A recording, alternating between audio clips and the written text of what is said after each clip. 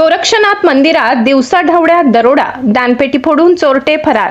नाशिक जिल्ह्यातील पिंपळगाव बहुला येथे त्र्यंबक रस्त्यालगत असलेल्या गोरक्षधाम मंदिरात दिवसाढवळ्या चोरीची धक्कादायक घटना घडली आहे। भाविकांचे श्रद्धास्थान असलेल्या या मंदिरातील दानपेटी फोडून अज्ञात चोरट्यांनी रोख रक्कम लंपास केल्याने परिसरात खळबळ उडाली आहे। सुमारे 45 वर्षाची परंपरा लाभलेल्या या गोरक्षधाम मंदिरात विविध धार्मिक कार्यक्रम, भजन कीर्तन तसेच भंडाऱ्यांचे आयोजन सातत्याने केले जाते। त्यामुळे मंदिर परिसरातील नेहमीच भाविकांची मोठी वर्दळ असते। याचाच फायदा घेत अज्ञात चोरट्यांनी मंदिरातील दानपेटीवर डल्ला मारत मोठी रक्कम चोरून नेल्याची प्राथमिक माहिती समोर आली आहे।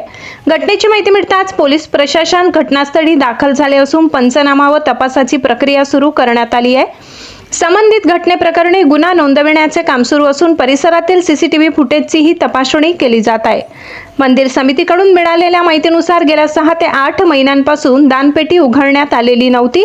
त्यामुळे दानपेटीत अंदाजे 40 ते 50 हजार रुपयांची रोख रक्कम असावी असा अंदाज व्यक्त करण्यात येत आहे।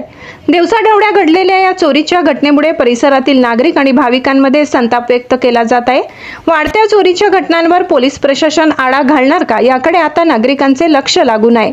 गिरणा वार्ता न्यूज वृत्त संकलन विभाग नाशिक।